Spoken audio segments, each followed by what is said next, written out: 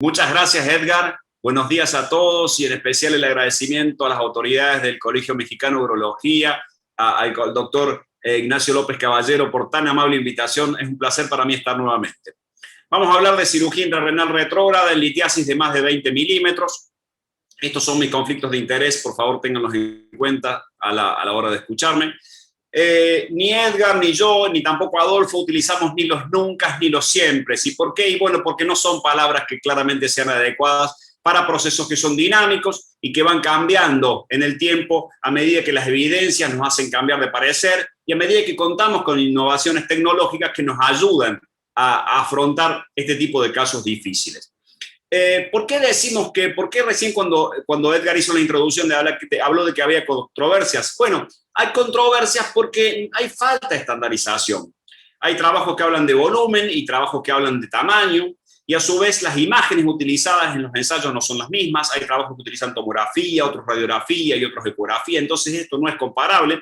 Y a su vez el éxito, es decir, la tasa de libre de litiasis no está claramente definida. Si es stone free es igual a que no haya litiasis o que haya litiasis de menos de 4 milímetros o menos de 2 milímetros. Entonces, claramente no es fácil leer y no es fácil comparar.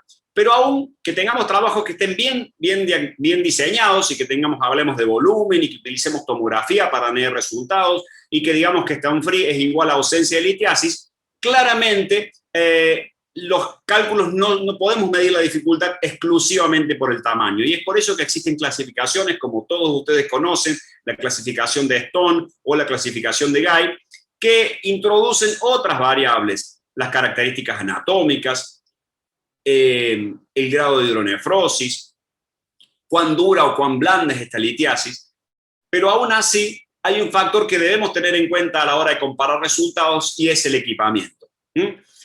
Estos dos autos son italianos, los dos tienen cuatro ruedas y los dos son rojos, pero claramente no son iguales. Entonces, si yo cuento con más armamentario tecnológico, seguramente voy a obtener mejores resultados. Entonces, todas estas cosas tenemos que tenerlas en cuenta cuando leemos, cuando comparamos y cuando empezamos nosotros un programa de ureteroscopia flexible y nos vamos a enfrentar a litiasis de más de 20 milímetros.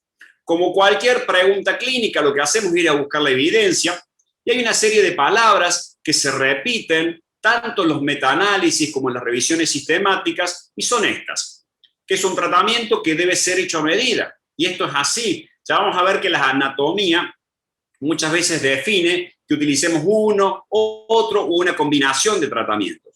Lo segundo es que debe ser realizado en centros con experiencia. Es decir, todos podemos hacer ureteroscopía flexible, pero claramente si nuestros primeros pacientes cuando estamos aprendiendo tienen una litiasis de 4 centímetros y seguramente los resultados no van a ser óptimos y quizás nos sintamos frustrados. Entonces es importante que tengamos experiencia a la hora de realizar estos casos complejos.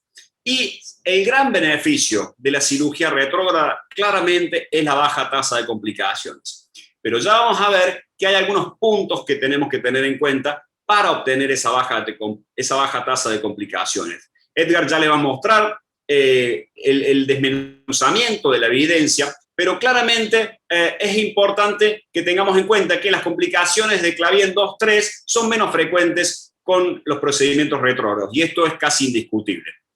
Una cosa importante también es que debemos conversar con nuestros pacientes, y quizás en las primeras conversaciones, es que esto es un tratamiento en etapas.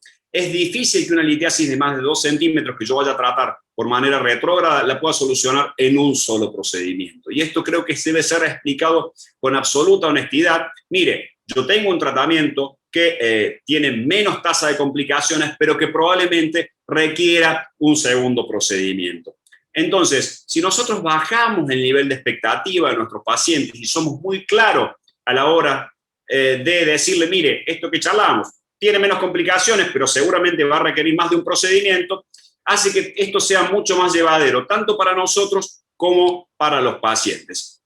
Entonces, si aceptamos que la cirugía retrógrada tiene menos complicaciones, Clavien 2 o Clavien 3, que una cirugía percutánea, debemos tener en cuenta estas variables. Primero, trabajar a baja presión. Segundo, trabajar a baja temperatura. Claramente, tratar de evitar el daño de la pared del uréter.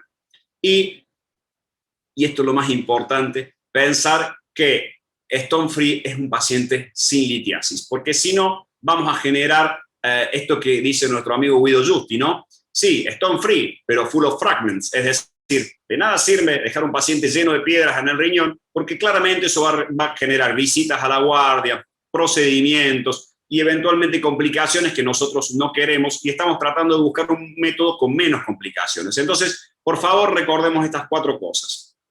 Pero dejemos de hablar en abstracto. Mire, acá tenemos un paciente, esta es una señora que operamos hace 2 o 3 semanas. Vean el tamaño de la litiasis que tiene en el cáliz superior. Es una litiasis de más de 4 centímetros. Y lo primero que pensamos cuando vemos estas litiasis de más de 4 centímetros, como dice mi amigo Anu Patel, es las litiasis no desafían la gravedad, señores. Si yo veo una litiasis de este tamaño en el cáliz superior, hay algo que está pasando con ese cuello. No es posible que haya una anatomía normal y semejante piedra en el cáliz superior. Seguramente esto es un divertículo o seguramente hay una alteración en la urodinamia de ese cáliz superior. No hay manera de generar semejante piedra si hay un cuello indemne. Entonces, aquí tenemos bastante información en la tomografía. Tenemos el tamaño, tenemos la densidad, y vean abajo en la imagen de la ventana ósea las características de la densidad de la litiasis. Tiene una cáscara, por decirlo de alguna manera, muy densa, de más de 1000 unidades, pero un centro de unas 700 unidades, es decir, que aparentemente tiene un centro más blando que la parte exterior. Pero como vemos en la imagen superior, a la derecha, es un divertículo anterior.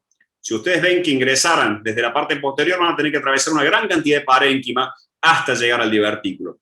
Entonces, dentro de las alternativas para este paciente, claramente la ureteroscopía flexible es una de ellas. Ahora bien, miren el estudio contrastado. Este paciente tiene una inserción alta del uréter, como ustedes pueden ver en la imagen de la izquierda. Vean lo complicado que es ese cáliz inferior y el cáliz medio, y ahí no logramos ver todavía la comunicación entre este cáliz superior y la pelvis renal, que es una pelvis extrarrenal, que probablemente tenga una anomalía de la unión y tiene una inserción alta del uréter.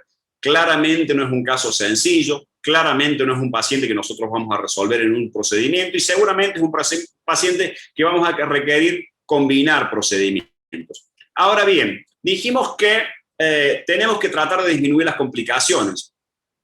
En estos pacientes, la manera de tener baja presión y baja temperatura claramente es utilizar una vaina.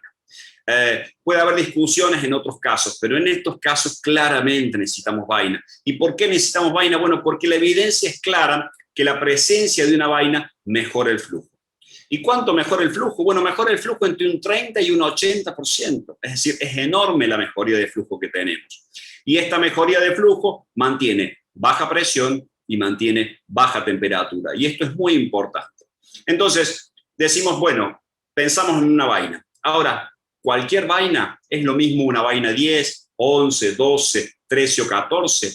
Miren, en este estudio del grupo de Eisner está muy claro que la diferencia que existe entre la pared interna de mi vaina y el grosor de mi ureteroscopio flexible va a determinar el grado de flujo que yo voy a tener. Y esto ha sido estudiado, y la diferencia mínima que yo necesito entre mi camisa y el ureteroscopio es de por lo menos 1.5 French. Esto es para tenerlo presente. Entonces, necesito baja presión, necesito baja temperatura, y esto no logro con una vaina. ¿Cualquier vaina? No. Una vaina que tenga por lo menos un French y medio de diámetro interno mayor que el ureteroscopio que estoy utilizando.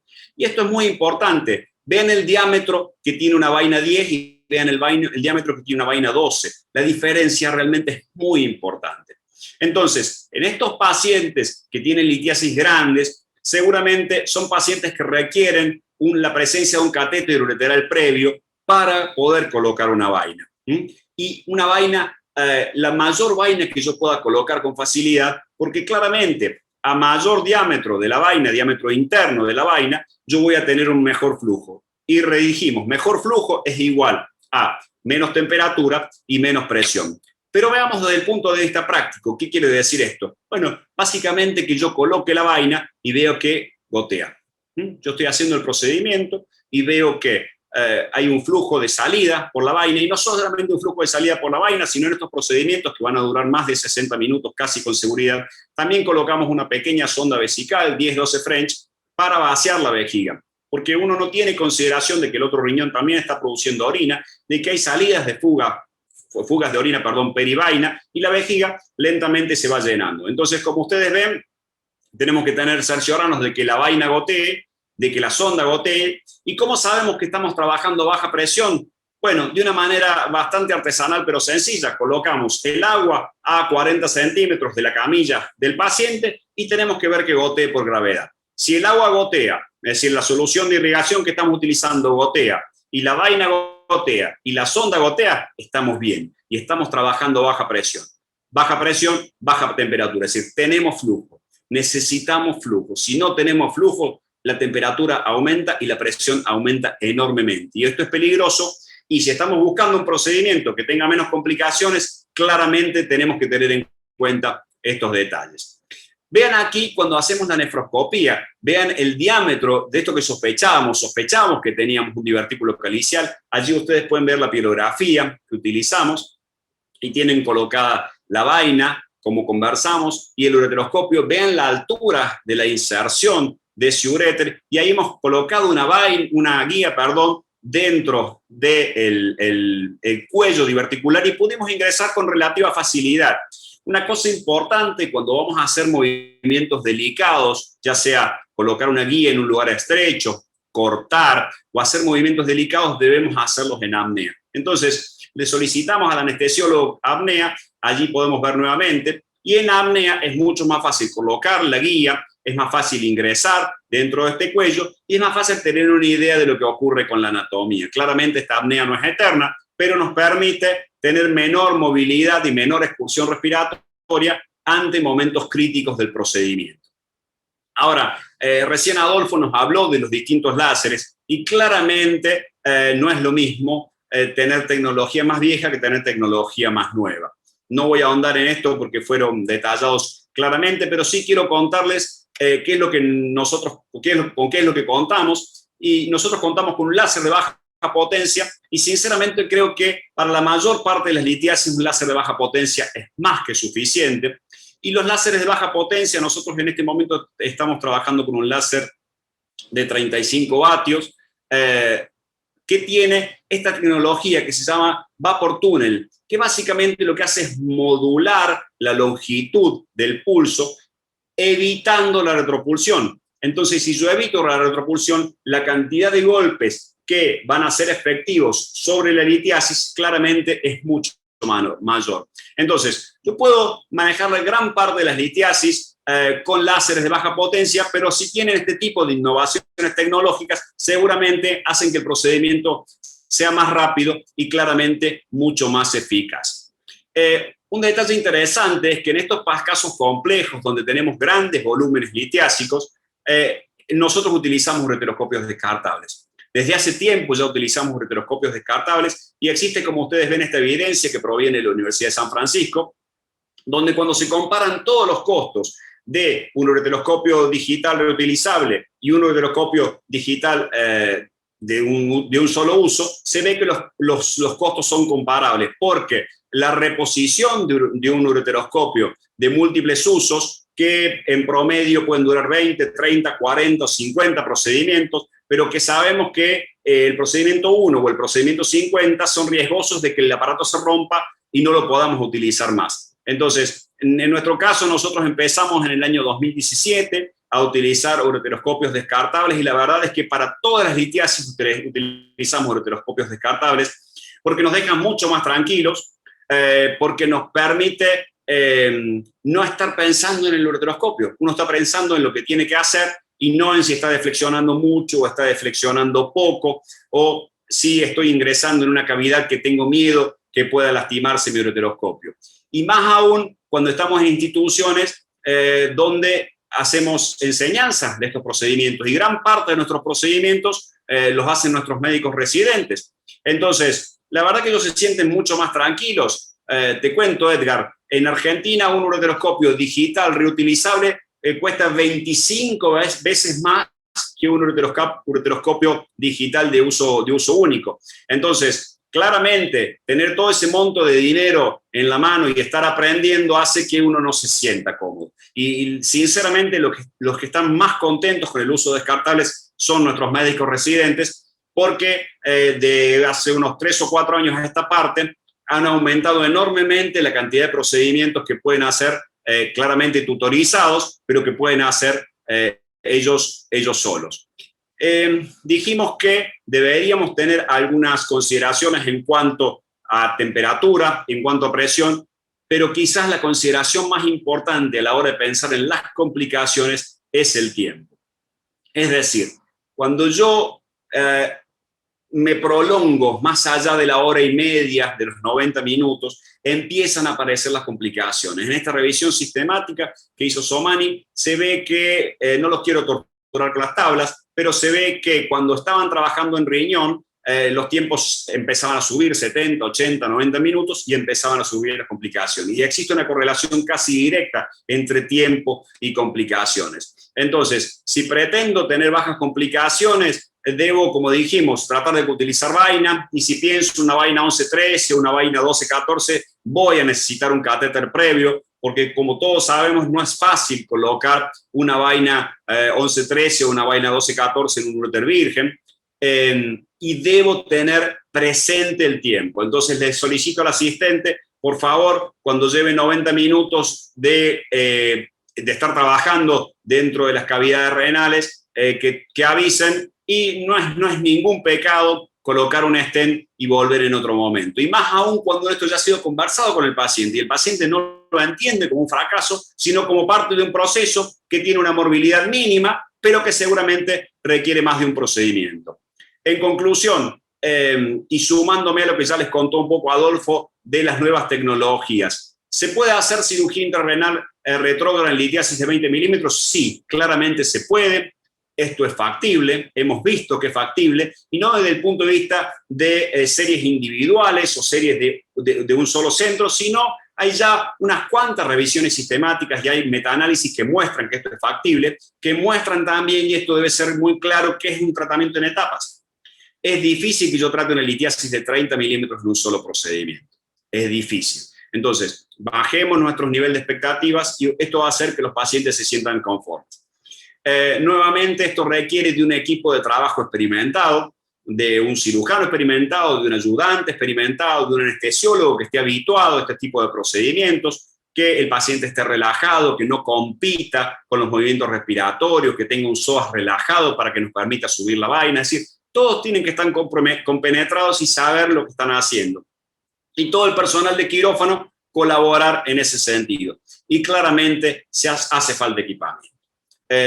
Sabemos que estamos en Latinoamérica, sabemos que el acceso a las nuevas tecnologías para nosotros es muy distinto que para los que viven en países desarrollados, pero claramente si yo pienso en tratar una litiasis de más de 20 milímetros, tengo que tener tecnología, porque si no, no voy a hacer las cosas de manera debida.